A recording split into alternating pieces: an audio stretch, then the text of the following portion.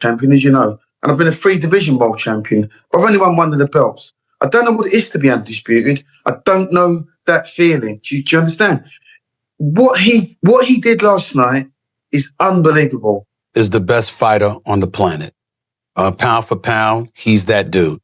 In this 4-belt era, he is now the undisputed world champion 3 times over. 140 pounds, 147, now 168 pounds. Best, I got to give it to him, bud. The best, right? He hands down. He the best. He the best right now.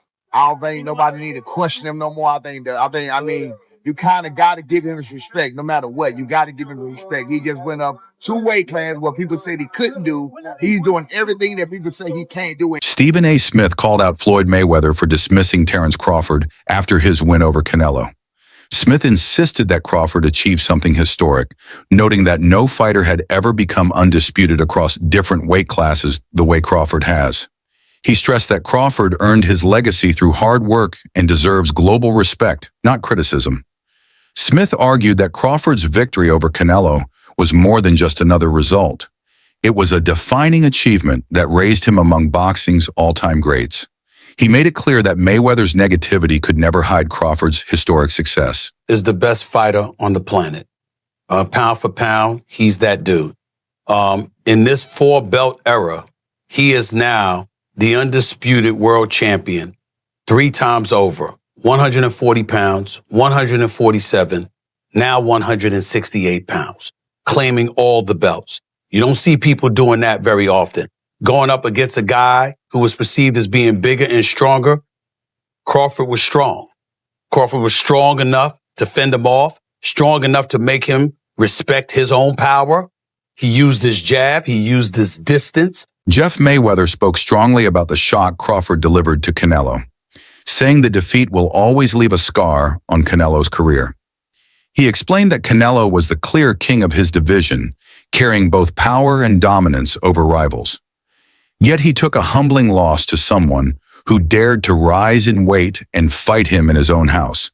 For Jeff, this was not a small mark, but a stain that will always sit beside Canelo's name in boxing memory.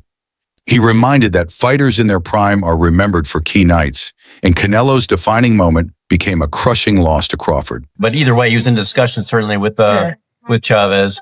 What did this do to his legacy? Because I don't think he caught, the Floyd fight didn't give him, people didn't really look down on because even though he had 40 fights, he was still, fighting one of the greatest ever and an absolute master. And Bivol, he went up weight classes to win. But now he's fighting a smaller guy, a great fighter, but a smaller guy. Does this damage his legacy in any way? I think it does. I think it does because, the one thing is that, you were ruling, you were the king of that weight class. And the king of that weight class for a good while. And I think that, he had a huge following because, he became the face of boxing. And even though it's another, future Hall of Famer, still losing, losing a guy come up a couple weight classes, kind of makes you seem not as great as you might have been. Stephen A. Smith was amazed by Crawford's win and openly shared his admiration. He stressed that being there to witness such a moment made it personal for him. According to Smith, nobody in boxing history has done what Crawford just pulled off, moving up in weight to defeat a dominant champion like Canelo in such fashion. He called it a career-making achievement that placed Crawford above others, ensuring this fight would live forever in boxing history. For Smith, it was not just a result, but a shift in how greatness is measured in the sport. This was Terence Bud Crawford moving up 2 weight divisions, really 3 in my mind, because we only fought 1 fight at the junior middleweight division. So he's really moving up from 147 pounds, okay? Terence Bud Crawford moving up to the 168-pound limit in an effort to claim the undisputed super middleweight championship of the world from the grasp of Saul Canelo Alvarez. Now, I was there because let me tell you something right now. There's very, very few sporting events in the world that are better than a super fight in Vegas. I can tell you that right now. There's very, very few events. Props to Nick Khan of the WWE. Crawford's coach made it clear after the bout that his fighter had nothing left to prove. In his eyes, Terence had reached a stage where respect should be unquestioned. Yet some critics still hold back praise. This frustration showed that even after beating one of the sport's biggest stars, Crawford continues to battle narratives outside the ropes. His coach said Terence is not thinking of another fight right now because what he did against Canelo is more than enough to secure greatness. For Crawford, it is no longer about chasing names, but about building a legacy no one can deny. Terence Crawford and his well-renowned trainer, two-time trainer of the year and future Hall of Fame trainer, Brian Bomac McIntyre, recently did an interview in which Bomac stated that a fight is not happening. And this particular fight is a fight that everybody wanted to see Canelo Alvarez take, and Canelo Alvarez refused to take this fight with a 28-year-old two-division world champion, reigning WBC light heavyweight, former two-time WBC super middleweight, the Mexican Ecuadorian superstar boxer, who's one of my favorite fighters and a great person, David, the Mexican Ecuadorian monster Benavidez, who has 30 wins, no loss, no draw, 24 wins by way of knockout, stands at 6'2" with a 75-inch arm reach, and fights at 175. But the entire time David Benavidez was fighting at 168, Canelo Alvarez was brought up, and he never accepted the fight. And so, with that said, now people are trying to project this fight on Terence Crawford. And they're saying that Terence Crawford needs to take the fight. So Bomac yesterday did an interview, and Bomac said they're not fighting David Benavidez. And so now people are pushing this notion that Terence Crawford is ducking and Terence Crawford is scared of David Benavidez. And if he don't fight David Benavidez, according to Boxing News 24, Timothy Bradley gave one of the boldest takes, directly comparing Crawford with Floyd Mayweather. He argued that Crawford's name now deserves to be mentioned at the very top of the all-time list. For Bradley, this was not only about Crawford beating Canelo, it was about redefining what pound for pound truly means. He explained that while Floyd may have mastered boxing in his era, Crawford just showed he can do it at a higher level by defeating Canelo at his strongest. In Bradley's view, this win lifted Crawford into a class where only the greatest legends of the game belong. It might be too late now. It might be too late, because guess what?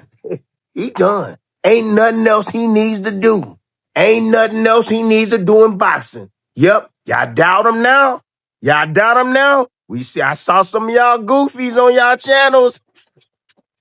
You come here and you get the real over here. That's what you get over here. You want the real? You want a real breakdown from a real fighter, a Hall of Famer? That's what you do. You come right here and you gonna get the real and you gonna get the truth. Dang it. That's what you gonna get. Leave them other lames alone and come right on over here. Yeah, and get the truth and nothing but the truth. I've been trying to tell y'all for years about this. Been trying to tell y'all for years about Terence Crawford. Everybody put his resume down. Roy Jones Jr. gave a balanced view, explaining that unlike Floyd's win over Canelo years ago, this fight had both men at their peak. He said Floyd benefited from facing a younger, less polished Canelo, which let him win with better skill and IQ. In contrast, Crawford fought the matured and experienced version of Canelo, the same one who ruled his division for years. Even while being the smaller man, Crawford broke him down. For Roy, that fact alone made Crawford's win extraordinary because he overcame a stronger, smarter, and sharper version of Canelo. Generational great in Canelo Alvarez, really 3 weights above his natural weight class. Does that put him in the conversation with the likes of yourself as the greatest fighter of all time? Yes, it does. And the reason it does is because he couldn't get the credibility down in his own weight class. So he went up to go challenge himself to find it. And he found a very formidable, good opponent. Do you think Canelo Alvarez is on the decline or not? No, I don't think he's on decline at all. So you think both fighters are still at their peak, even though they're 36, 37? Yeah, I think they're both still at their peak. The age for Crawford would seem like he may be beyond it, but he hasn't had the fights, the tough fights we'd have put him there. And the years of boxing for Canelo would have put him in a position where they're about equal. So I think they both are pretty much in a great place. I think they're both still in their primes, and this is the best time to see them fight. Duke McKenzie was blown away by what unfolded in the ring. In his view, Canelo had no solution for Crawford's nonstop pressure, speed, and accuracy. He called the showing unbelievable and one of the most complete performances seen in modern boxing. McKenzie highlighted that Crawford not only became undisputed, but also proved himself nearly unbeatable against even the hardest opponents. His tone carried deep respect as he made it clear that Crawford set a bar so high that only a few, if any, will ever be able to match it. Know that feeling. Do you understand? What he did last night is unbelievable. He's a 3-time undisputed world champion, and he's beaten the best of the best. Now, for me, there were red flags way before this fight. Not way before the fight. You know, in the build up to this fight, Canelo's body language in the run up to this fight. You know, he turned up in Vegas in his stretch limo, in his Armani suit. He's had his kids and his wife in the back of the car, and he's got out and he's strolling around like he owns the gaff. Now, that all that signified to me was a very comfortable man. He was too comfortable. And Terence Crawford just kept it real from the outset. Tracksuit, no nonsense, went there to win, said what he was going to do, told the world what he was going to do long before the fight. I think he asked for this fight many years ago. The discussion he had with Bill Haney, and I think it was him that actually suggested call out Canelo, which he laughed at the beginning, but then it came to fruition, and now it's come to fruition. I mean, what you saw in that fight yesterday, what I watched in that fight yesterday, it was for the purists. It really was, because you really have to try and understand boxing and know what you're looking at. It was the feints. It was the way that he handled the bigger man. It was the little feints, the little side steps, the little flicking with the jabs, you know, hitting him with the head and the body, the little combinations, the little 2s and 3s. And also with Crawford, knowing how to close a round, knowing how to win rounds. Coach Robert Garcia gave one of the strongest praises by saying Crawford accomplished more than Mayweather in this situation.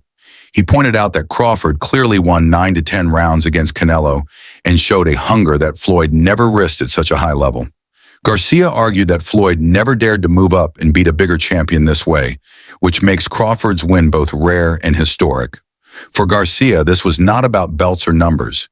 It was about risking everything and succeeding, the true mark of a legend over an icon. Canelo has already accomplished too much, has already done too much, and he wasn't. I don't see that hunger in him anymore. I don't see that those changes anymore. He fights flat-footed, throws one punch at a time. He's not fast anymore, and that's why I picked Crawford by decision. Are you surprised how easy it was?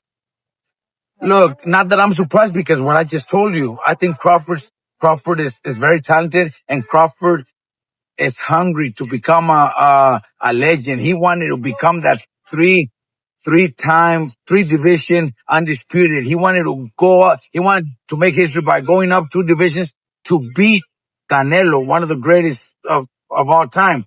So he was hungry for it. I think Canelo has already done so much, has made so much money that he's not hungry anymore. You think possibly that Crawford is up there with Pacquiao or Mayweather? I think in accomplishments, he's 3 division undisputed. Moved up 2 divisions to beat Canelo, so he's probably he's accomplished more than Mayweather for sure.